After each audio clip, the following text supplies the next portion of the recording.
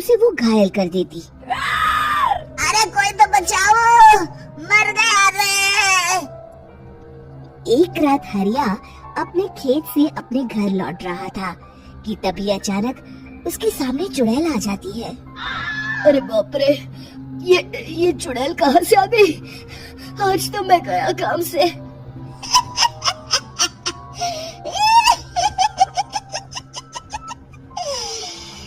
आज मुझे मेरा शिकार मिल गया।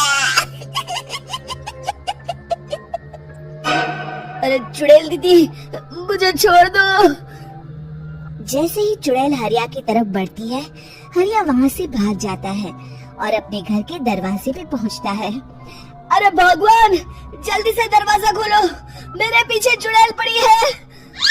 हरिया की पत्नी जल्दी से दरवाजा खोल देती है। अरे आप इतना हाफ क्यों रहे हैं? अरे मेरे पीछे चुड़ैल पड़ी है, आज तो मैं बाल बाल बच गया। जल्दी से सभी दरवाजे और सभी खिड़कियों को बंद करके बत्ती बुझा दो। तभी चुड़ैल हरिया के घर के पास पहुंच जाती है। अरे वो आदमी कहाँ गायब हो गया? मैं भी देखती हूँ आखिर कब तक बचेगा। मैं अपने शिकार को इतनी आसानी से नहीं छोड़ती। इतना कहकर चुड़ैल वहाँ से चली जाती है। वहीं दूसरी तरफ हरिया और उसकी पत्नी दोनों अपने घर की खिड़की से ये सब देख रहे होते हैं। अरे बाप रे, ये तो बड़ी डरावनी चुड़ैल थी। अगले दिन ये बात आग की तरह पूरे गांव में फैल जाती है और धीरे धीरे लोग चुड़ैल के डर के मारे शाम होते ही अपने घरों से बाहर निकलना बंद कर देते हैं। कुछ दिनों के बाद भाई, मैंने तो इस चुड़ैल के डर के मारे रात को अपने खेतों को पानी देना बंद कर दिया है। कहीं मेरी फसल सूख गई तो मैं तो कहीं का नहीं रहूंगा। साहूकार का कर्जा कैसे चुकाऊंगा? अरे भाई, पूरे गांव वालों का यही हाल है। पता नहीं ये चुड़ैल हमारे गांव में कहां से आ गई। फिर एक दिन गांव के पास वाली नदी के किनारे एक बहुत बड़े तांत्रिक के आने की बात कुछ गांव वालों को पता चलती है। वो लोग जाके ये बात गांव के मुखिया को बताते हैं। मुखिया जी, नदी के किनारे एक बहुत ही पहुंचे हुए तांत्रिक बाबा आए हैं। हमें उनसे मदद मांगनी चाहिए।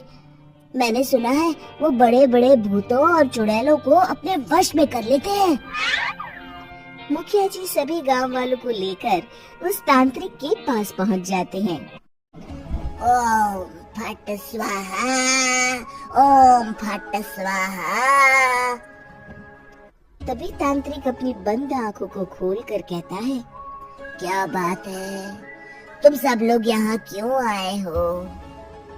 मुखिया जी उस तांत्रिक को सारी बात बता देते हैं। अच्छा, तो ये बात है। और तांत्रिक अपनी आंखों को बंद कर लेता है।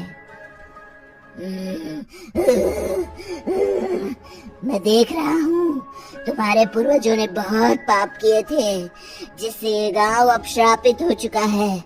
उसी के फल स्वरूप तुम्हारे गांव में चुड़ैल आई है। ये चुड़ैल बहुत खतरनाक है, ये किसी को नहीं छोड़ेगी। हे भगवान, मर गए रे, अब क्या होगा?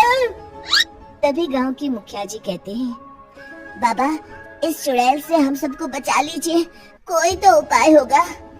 इसका सिर्फ एक ही उपाय है, सभी गांव वालों को बारी बारी हर दिन अपनी आधी फसल उस पहाड़ी के ऊपर बनी काली गुफा में छोड़ के आनी होगी। तभी उस चुड़ैल की भूख मिटेगी और श्राप का प्रभाव खत्म हो जाएगा और तुम सब जिंदा बच जाओगे। सभी गांव वाले उस तांत्रिक की बात को मान लेते हैं और वहां से चले जाते हैं। फिर अगले दिन से रोज उस गांव के लोग बारी बारी से अपनी आधी फसल उस काली गुफा के पास जाकर रखाते। कुछ दिनों बाद हरिया की बारी आती है। बाप रे, आज तो मेरी बारी है उस काली गुफा में जाने की। क्या करूं? वो तो बड़ी खतरनाक चुड़ैल है, मेरे तो हाथ पैर कांप रहे हैं। फिर हरिया डरते डरते अनाज की बोरियां अपनी बैलगाड़ी में लाद देता है। तभी हरिया की पत्नी उससे कहती है, देखो जी, संभल के जाना और किसी भी हालत में शाम होने से पहले वापस आ जाना। उस चुड़ैल का कोई भरोसा नहीं है जी। हरिया बैलगाड़ी में बैठते हुए कहता है, भगवान, मैं क्या वापस आऊंगा? लगता है अब तो मेरी खबर ही आएगी। इतना कहकर हरिया वहाँ से चला जाता है। रास्ते में जंगल से गुजरते हुए हरिया की बैलगाड़ी का एक चक्का बड़े गड्ढे में फंस जाता है। हे भगवान, अब ये क्या मुसीबत है? हरिया नीचे उतर के पूरी ताकत से अपनी बैलगाड़ी को गड्ढे से निकालने की कोशिश करता है। बहुत देर मेहनत करने के बाद हरिया की बैलगाड़ी उस गड्ढे से बाहर निकल जाती है। हे भगवान, अब तो शाम होने वाली है। आज तो मैं गया काम से। जैसे तैसे हरिया काली गुफा में पहुंच जाता है। अरे मर गया रे, यहाँ तो चारों तरफ डरावना माहौल है। मैंने यहाँ आने में बहुत देर कर दी, कहीं चुड़ैल नाराज ना हो जाए। हरिया अनाज की बोरियां वहाँ रख के जैसे ही जाने लगता है, तभी उसे किसी के आने की आवाज सुनाई देती है। हरिया एक कोने में छुपकर अंदर देखने लगता है। चुड़ैल वहाँ आती है और फिर अपने चेहरे से नकली चुड़ैल का मुखौटा निकाल देती है। हरिया ये देख के हक्का बक्का रह जाता है। तभी चुड़ैल कहती है, भैया यहाँ आना, आज तो बहुत अनाज आया है। इसे मिलाकर अब हमारे पास ढेर सारा अनाज जमा हो गया है। कल ही हम इसे शहर में बेच आएंगे और माला माल हो जाएंगे। तभी अंदर से नदी के किनारे वाला तांत्रिक बाहर आता है। अरे, ये तो तांत्रिक बाबा है। हाँ, अब तो हम दोनों की जिंदगी मजे में कटेगी। गांव वालों को बेवकूफ बनाना इतना भी मुश्किल नहीं था। लोग तो तुम्हें सच में असली चुड़ैल समझते हैं। हाँ, तुमने सही कहा। अब ये गांव वाले चुड़ैल के डर से जिंदगी भर इस काली गुफा में अनाज पहुंचाते रहेंगे। अच्छा, तो ये बात है। ये दोनों पूरे गांव वालों को बेवकूफ बना रहे हैं। अभी जाकर सबको बताता हूँ। हरिया उन दोनों की पूरी बातें सुन लेता है और जल्दी से वापस गांव में आता है। गांव वालों को पूरी बात बता देता है। इससे पहले वो दोनों हमारा अनाज लेकर शहर जाए, हमें उन दोनों को पकड़ना होगा। उधर दूसरी तरफ नकली तांत्रिक और नकली चुड़ैल बनी औरत एक बड़ी गाड़ी में सारा अनाज लाद के वहाँ से निकलने की तैयारी कर रहे होते हैं। जल्दी करो, इससे पहले हमें कोई देख ले। हमें यहाँ से निकलना होगा।